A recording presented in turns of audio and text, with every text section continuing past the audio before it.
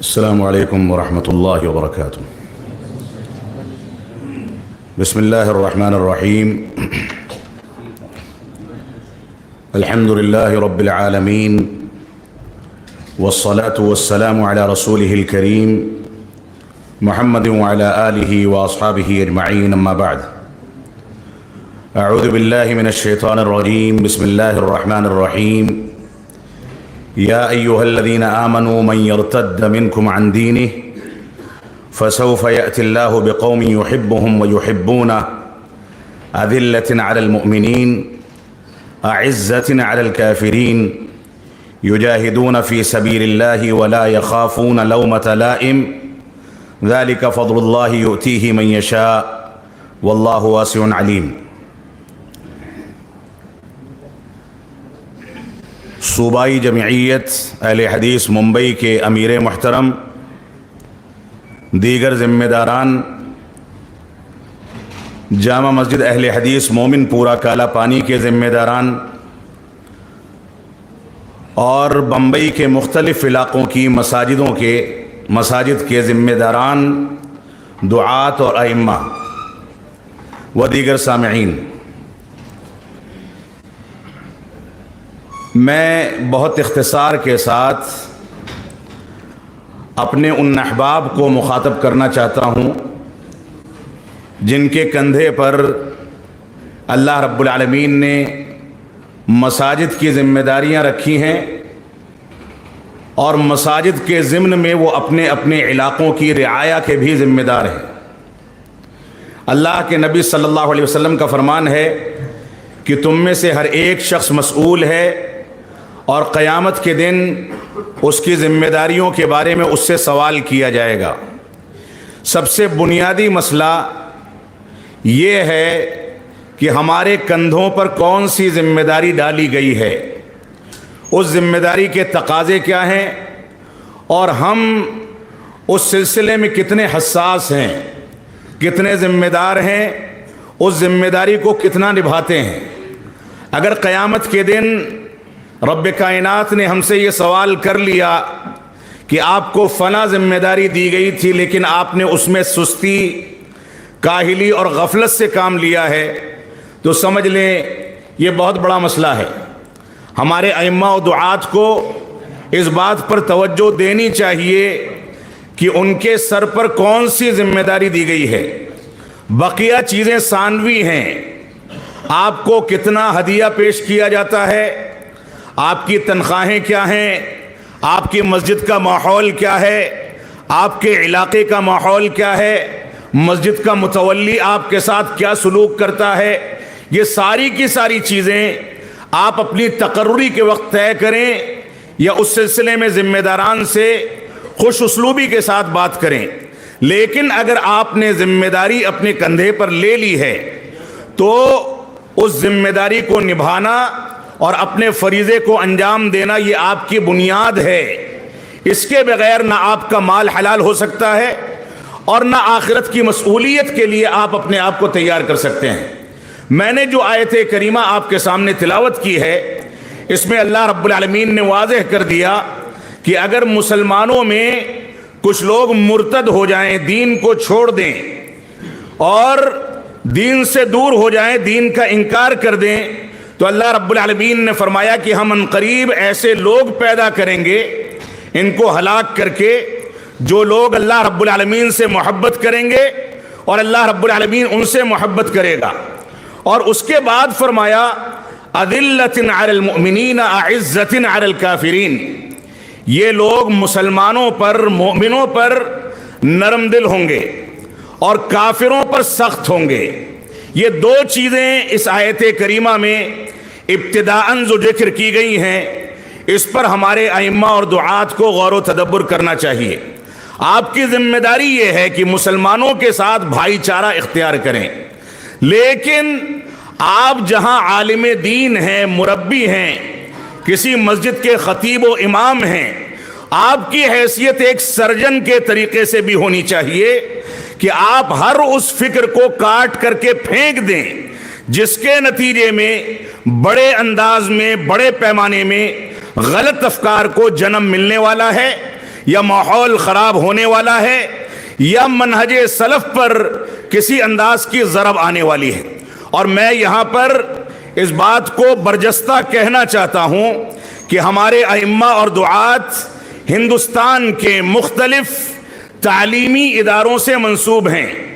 کوئی جامعہ سلفیہ کا فارغ ہے، کوئی جامعہ اسلامیہ سنابل کا فارغ ہے، کوئی مئو کے اداروں کا فارغ ہے، کوئی کسی دوسرے علاقے کا فارغ ہے۔ کسی کا نام نہ لیا جائے تو وہ محسوس نہ کرے، لیکن سب لوگ نسبت علمی رکھتے ہیں، اپنے اداروں کی جانب نسبت رکھتے ہیں۔ اس بات کو یاد رکھیں کہ آپ کی مدارس کی نسبت آپ کے منہج کی نسبت پر کبھی غالب نہ آنے پائے۔ ایسا نہ ہو کہ ایک سلفی یا ایک سنابلی بطور مثال اگر کوئی چیز اس کے سامنے آتی ہے تو وہ اپنی سلفیت یا سنابلیت کو غالب کر کے سلفی منہج کو مغلوب کر دے۔ اگر آپ نے ایسا کیا تو گویا آپ نے اپنے دین، اپنے منہج، قرآن و سنت، نبوت کے پیغام، رب کائنات کے احکام کے ساتھ خیانت کی ہے، اور یہ خیانت کسی بھی صورت میں نہ آپ کو کامیاب ہونے دے گی اور نہ آپ کی مسئولیت پوری ہوگی۔ لہذا اپنی نسبتوں کو شکر گزاری کے لیے یقیناً استعمال کریں، لیکن آپ کی سلفی نسبت، سلفی منہج کی جانب جو آپ کی نسبت ہے، یہ بنیادی امانت ہے۔ کسی بھی ادارے کا کوئی فارغ التحصیل ہو، اس کو اس امانت کی حفاظت کرنی ہے۔ اس میں سب کے سب لوگ متحد ہوں، سب ایک ساتھ چلیں، اور کہیں بھی ان کی مدارس کی نسبت، ان کے منہج کی نسبت پر غالب نہ آنے پائے۔ یہ عموماً دیکھا جاتا ہے کہ مناہج یا نسبتیں جو ہماری ہیں، اپنے اداروں کی مصلحتوں کی وجہ سے، اداروں کے ذمہ داران کی مصلحتوں کی وجہ سے، دنیاوی مفاد کی وجہ سے، دنیاوی مصلحتوں کی وجہ سے، مال و دولت کی مصلحت کی وجہ سے، دنیا داری اور شہرت طلبی کی مصلحت کی وجہ سے یہ نسبتیں غالب آ جاتی ہیں، اور سلفی منہج کا جو تقاضا ہے وہ ماند اور سست اور کمزور پڑتا نظر آتا ہے۔ اگر یہ صورتحال ہمارے اندر ہے تو ہم کو اپنے اوپر غور و تدبر کرنا چاہیے۔ تو رب کائنات نے فرمایا یہ مومنوں کے لیے نرم ہوتے ہیں اور کافروں کے لیے سخت ہوتے ہیں، اور اس کے بعد فرمایا یجاہدون فی سبیل اللہ ولا یخافون لومۃ لائم۔ یہ لوگ اللہ کے راستے میں کوششیں اور جہاد کرتے ہیں، یعنی جہاد کی وہ تفصیل سامنے رکھیں جس تفصیل میں جانے کی ضرورت نہیں ہے۔ آپ علماء جانتے ہیں جہاد وہ جہاد نہیں جو اخوانی جہاد ہے، جس میں انسان نماز نہ پڑھے تو بھی ہتھیار اٹھا لیتا ہے، انسان نماز نہ پڑھے، توحید کو نہ سمجھے تو بھی خارجیوں کی پالیسی اختیار کر لیتا ہے، انسان قرآن و سنت کو نہ سمجھے تو بھی حکام کو کافر کہتا ہے، علماء کی تکفیر کرتا ہے۔ یہاں جہاد سے مراد وہ جہاد نہیں ہے، بلکہ اسلامی حقیقی جہاد جس کی بہت ساری قسمیں ہیں، بہت سارے مراتب ہیں، ان چیزوں کو سامنے رکھتے ہوئے آپ اس آیت کریمہ کو سمجھیں تو فرمایا کہ اللہ کے راستے میں کوششیں کرتے ہیں، جہاد کرتے ہیں، ولا یخافون لومۃ لائم، اور کسی ملامت کرنے والے کی ملامت سے ڈرتے نہیں ہیں۔ آج کے دور میں مصلحت پسندی یا صلح کلی کی پالیسی نے ہمارے علماء اور ہمارے دعات کو مصلحت پسند بنا دیا ہے، صلح کلی کی پالیسی پر چلنے والا بنا دیا ہے۔ یہ ملامت کرنے والوں سے نہ ڈریں، یہ ان کی بنیادی صفت ہے، اور یہ صفت در حقیقت دنیا میں باقی رہنے کے لیے لازم اور ضروری قرار دی گئی ہے۔ اگر یہ صفت نہ ہو تو اللہ رب العالمین نے واضح کر دیا کہ وہ دوسری قوم لے کر کے آئے گا، دوسرے لوگوں کو پیدا کرے گا جو لوگ ملامت کرنے والوں کی ملامت سے خوف زدہ نہیں رہیں گے۔ لہذا نہی عن المنکر کا فریضہ یہ بنیادی فریضہ ہے۔ آج کے دور میں امر بالمعروف، امر بالمعروف، امر بالمعروف، صرف فضائل پر اکتفا، صرف فضائل کو بیان کرنے کی اسپرٹ، یہ ہمارے علماء کا وتیرہ بنتا چلا جا رہا ہے۔ نہیں عن المنکر کریں گے تو لوگ ناراض ہو جائیں گے۔ اگر رب کائنات آپ سے راضی ہے تو لوگ ناراض ہوا کریں، آپ کو اس بات کی پرواہ کرنے کی ضرورت نہیں ہے۔ تو فرمایا وَلَا يَخَافُونَ لَوْمَةَ لَائِمٍ، وہ ملامت کرنے والوں کی ملامت سے نہیں ڈرتے۔ رب کائنات نے ان صفات کے بارے میں فرمایا ذَلِكَ فَضْلُ اللَّهِ يُؤْتِيهِ مَن يَشَاءُ، یہ اللہ کا فضل ہے، وہ جس کو چاہتا ہے عطا فرماتا ہے۔ واللہ واسع علیم، اللہ رب العالمین واسع و علیم ہے۔ میں مزید تفصیل میں نہیں جاؤں گا، لیکن یہ آیت کریمہ ہمارے سامنے ہونی چاہیے۔ اس آیت کریمہ میں رب کائنات نے جن چیزوں کا ذکر کر دیا وہ چیزیں بہت قیمتی ہیں، اور آپ کا مقام، آپ کی عظمت اور علماء کرام کی حیثیت اگر آپ قرآن و سنت کے نصوص اور قرآن و سنت کے دلائل کو سامنے رکھیں گے تو یقیناً آپ کو اپنی حیثیت کو سمجھ کر کے چلنا چاہیے۔ آپ کا مقام بہت اونچا ہے، اور حسن بصری رحمت اللہ علیہ فرماتے ہیں لولا الصالحون لفسدت الارض، اگر صالح لوگ نہ ہوتے تو زمین میں فساد برپا ہو جاتا۔ ولولا العلماء لکان الناس کالبہائم، اگر یہ علماء، دعات، ائمہ اور مساجد کے ذمہ داران نہ ہوتے تو ایسی صورت میں لوگ چوپایوں کے مانند جانوروں کے طریقے کی زندگی گزارتے اور ان کی حیثیت کچھ نہ ہوتی۔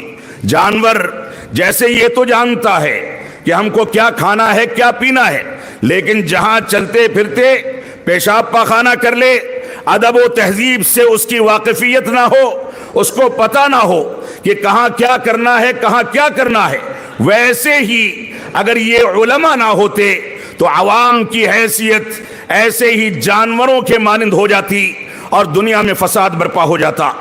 اور آپ کو اپنے مقام کو سمجھنے کے لیے قرآن و سنت کی آیات اور احادیث اور دلائل پر غور و تدبر کرنا چاہیے۔ اللہ رب العالمین کا فرمان ہے یرفع اللہ الذین آمنوا منکم والذین اوتوا العلم درجات، اللہ رب العالمین نے ایمان لانے والوں کا ایک مقام رکھا ہے، لیکن اہل علم کا مقام ان سے کہیں زیادہ اونچا ہے، وہ زیادہ فضیلت رکھتے ہیں، کیونکہ جاننے والے، علم رکھنے والے اور علم نہ رکھنے والے یہ برابر نہیں ہو سکتے۔ اللہ کے نبی صلی اللہ علیہ وسلم سے صحابہ کرام کی نسبت اور اس نسبت کی بنیاد پر صحابہ کرام کی عظمت اور اس عظمت کی گواہیاں قرآن مجید میں رب کائنات کی جانب سے بار بار نازل ہونا، یہ نسبت علمی کی بنیاد پر تھا۔ اللہ کے نبی صلی اللہ علیہ وسلم سے کیا سیکھتے ہیں؟ طریقہ سیکھتے ہیں، منہج سیکھتے ہیں، عقائد سیکھتے ہیں، اس پر قائم و دائم رہتے ہیں، اس پر ثابت قدمی اختیار کرتے ہیں، اس کے مطابق زندگی کو ڈھالتے ہیں، تب وہ مقام ملتا ہے کہ رب کائنات فرماتا ہے رضی اللہ عنہم ورضوا عنہ، اور یہ رب کائنات کا فضل و کرم ہے کہ جماعت اہل حدیث کی جانب منسوب، سلفی منہج کی جانب منسوب ہم تمام کے تمام لوگ ان صحابہ کرام کا جنہوں نے رسول اکرم صلی اللہ علیہ وسلم کے ساتھ رہ کر کے بھوک اور پیاس کو برداشت کیا، پیبند لگے کپڑے پہنے، ساری مشکلات برداشت کی، مال و دولت کی پرواہ نہیں کی، دنیا داری اور مصلحت پسندی میں اپنے آپ کو کھو نہیں دیا، بلکہ ذمہ داری پر باقی رہے۔ ہماری نسبت ان صحابہ کرام کی جانب سب سے پختہ نسبت ہے، کیونکہ ہم صحابہ کرام کا احترام کرنے میں سب سے اعلیٰ مقام پر فائز ہیں، سب سے زیادہ بنیادی اصولوں پر قائم ہیں، اور ان کے اوپر کسی انداز کی تنقیص یا توہین کی جائے تو ہماری جماعت نہ اس کو کبھی برداشت کر سکی ہے نہ کر سکتی ہے۔ اس وجہ سے ہمیں ان نسبتوں کا مکمل طریقے سے خیال رکھنا چاہیے۔ تو آپ علماء ہیں، آپ کا مقام بہت عظیم ہے، اپنے مقام کو سمجھ کر کے چلیں۔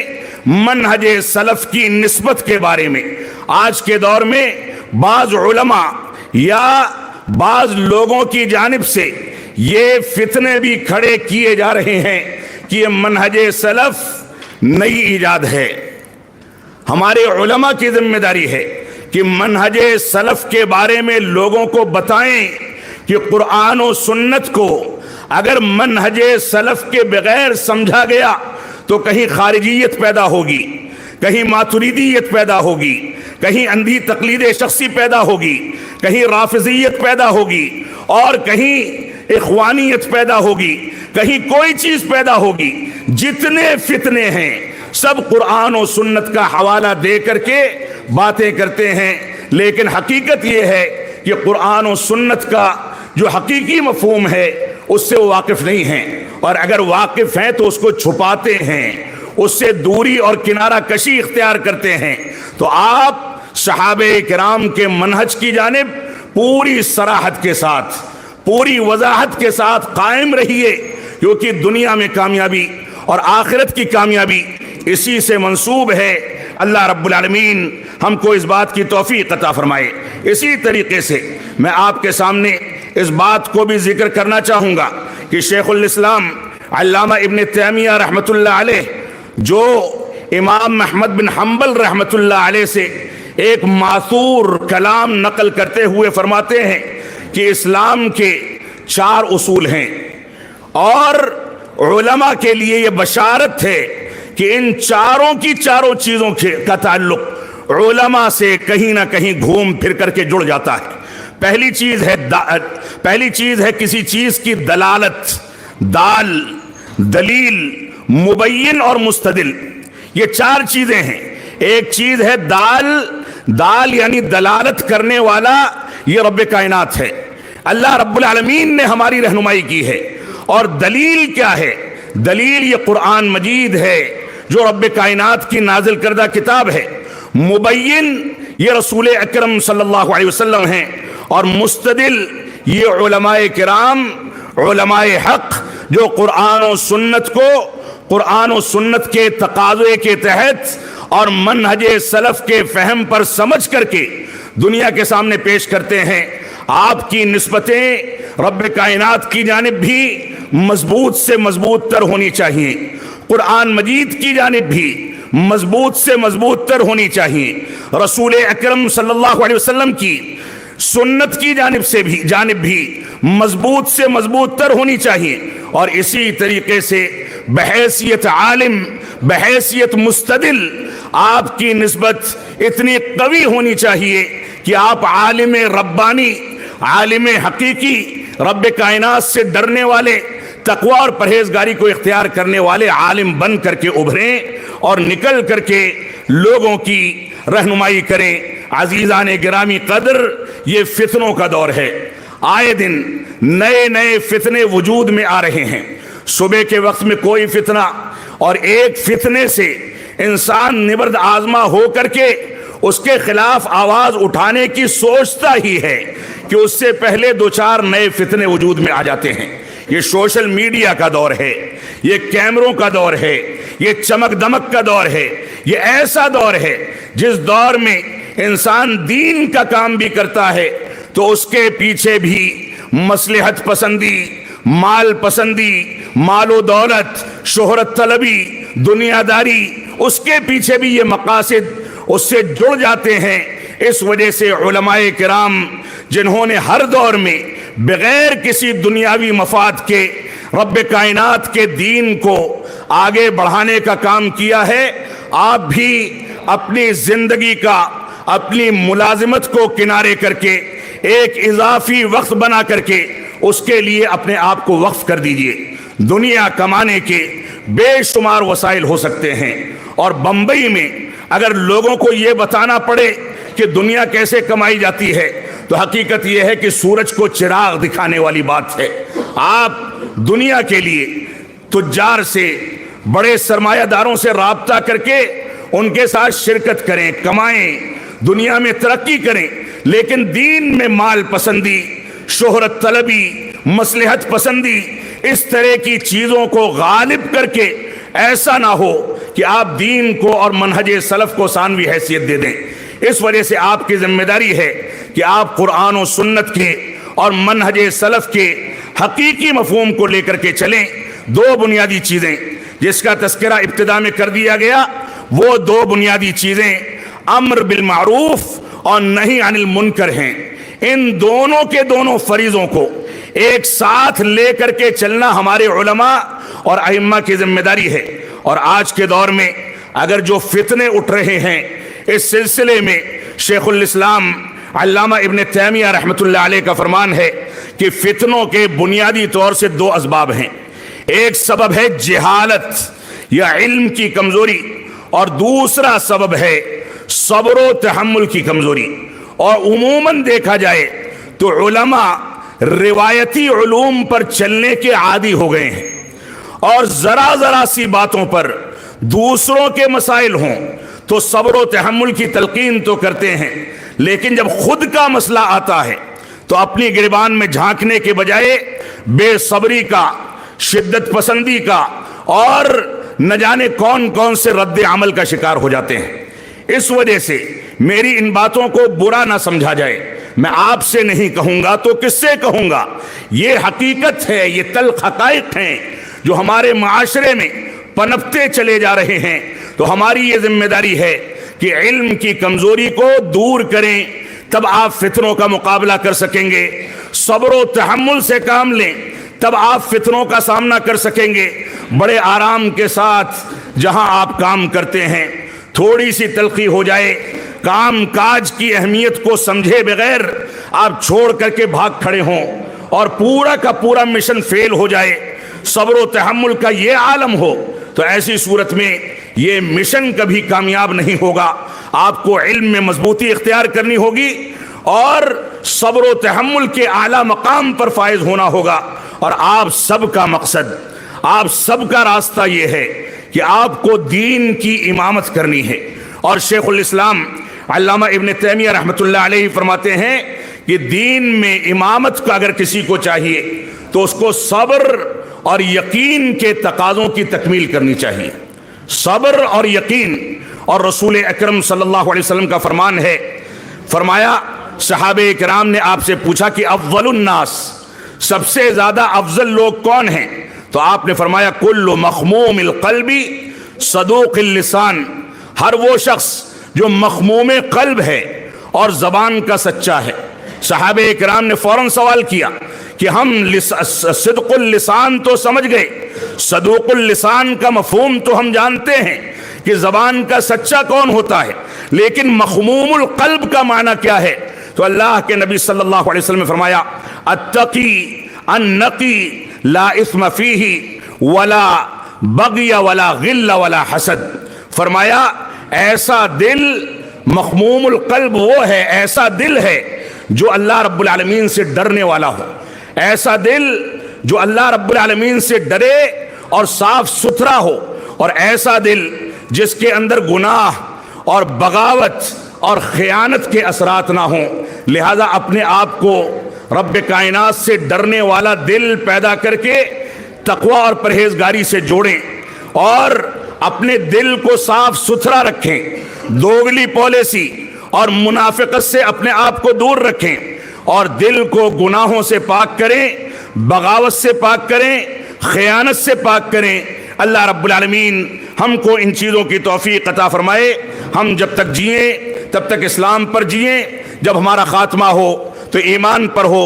وصلی اللہ علی نبینا محمد وعلی آلہ وصحبہ وسلم۔ والسلام علیکم ورحمۃ اللہ وبرکاتہ۔